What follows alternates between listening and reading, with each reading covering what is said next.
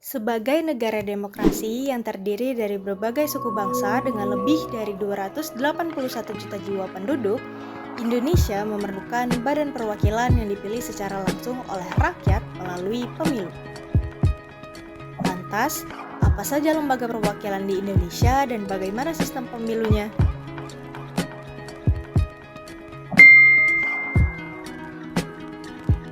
Lembaga perwakilan di Indonesia terdiri dari DPR, MPR, DPD, dan DPRD dengan peran dan fungsinya masing-masing. Yang pertama, ada DPR atau Dewan Perwakilan Rakyat. DPR berkedudukan dalam menjalankan fungsi-fungsi legislasi, anggaran, pengawasan terhadap pemerintah, hingga wewenang untuk membentuk undang-undang. Selain itu, DPR juga memiliki hak untuk menyetujui undang-undang dan APBN, mengawasi pemerintah, serta mengajukan hak interpelasi, hak angket, dan hak menyatakan pendapat.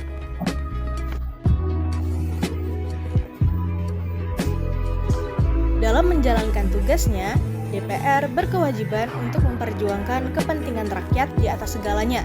Terdapat 9 alat kelengkapan bagi DPR RI, mulai dari pimpinan hingga panitia khusus. Yang kedua, ada MPR atau Majelis Permusyawaratan Rakyat. MPR terdiri dari anggota DPR dan DPD.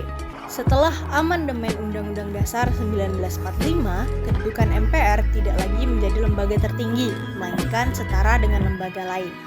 MPR memiliki hak untuk mengubah dan menetapkan UUD, melantik presiden dan wakil presiden, serta memberhentikan presiden dan wakil presiden sesuai UUD.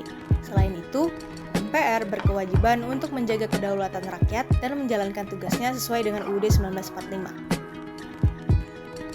Yang ketiga, ada DPD atau Dewan Perwakilan Daerah. DPD berkedudukan sebagai lembaga perwakilan daerah yang mewakili kepentingan daerahnya masing-masing.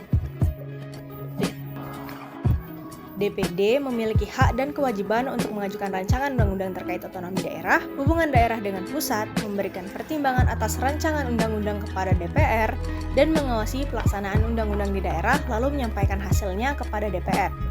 DPD memiliki alat kelengkapan mulai dari pimpinan, komite, badan kehormatan, panitia ad hoc, dan sekretariat jenderal. Yang terakhir, ada DPRD atau Dewan Perwakilan Rakyat Daerah. DPRD memiliki 2 tingkatan, tingkat pertama di tingkat provinsi dan tingkat kedua di tingkat kabupaten atau kota. DPRD memiliki hak dan kewajiban untuk menginterpelasi kepala daerah, menyelidiki dan membuat rancangan kebijakan daerah, serta mengatur keuangan dan administratif. Alat-alat kelengkapan DPRD terdiri dari pimpinan hingga badan anggaran. Lembaga perwakilan memiliki ukuran parlemen, yakni jumlah kursi atau anggota dalam suatu lembaga perwakilan. Faktor yang mempengaruhi ukuran parlemen mulai dari jumlah penduduk, luas wilayah, sistem politik, hingga sejarah dan budaya politik. Berikut beberapa ukuran parlemen dari negara-negara di dunia. Kemudian ada pula komposisi parlemen, yakni cara kursi atau keanggotaan dalam lembaga perwakilan dibagi. Komposisi parlemen dibagi berdasarkan hal-hal berikut. Setelah membahas lembaga perwakilan, mari kita membahas sistem pemilihannya.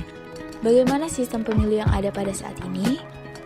Yang pertama ada sistem organis dan mekanis. Dalam sistem organis, rakyat diwakili oleh persekutuan hidup tanpa pemilu langsung sehingga partai politik tidak diperlukan dan perwakilan bersifat kooperatif. Sedangkan sistem mekanis, setiap individu memiliki hak pilih langsung dan memilih diorganisir oleh partai politik dalam sistem 1, 2, atau multipartai. Yang kedua ada sistem distrik yang terdiri dari single member district. Tiap distrik memilih satu wakil berdasarkan suara terbanyak, mayoritas prioritas, kandidat harus memperoleh mayoritas suara. Per space the post, pemenang ditentukan berdasarkan suara terbanyak tanpa perlu mayoritas absolut. Dual system, jika tidak ada mayoritas absolut, putaran pertama diadakan putaran kedua. Selanjutnya, sistem mayoritas atau pluralitas yang cenderung menghasilkan sistem 2 partai dengan jenisnya. Yang pertama ada per space the post, yang kedua ada two-round system, yang ketiga ada alternative vote, yang keempat ada block vote, dan yang kelima ada party block vote. Ada pula sistem representasi proporsional. Indonesia menerapkan sistem pemilu proporsional terbuka di mana satu daerah pemilihan memilih beberapa wakil. Sistem ini memastikan alokasi kursi yang seimbang serta memberi peluang bagi partai dan minoritas. Prinsipnya adalah mencerminkan perolehan suara secara proporsional di parlemen. Kemudian ada sistem semi proporsional.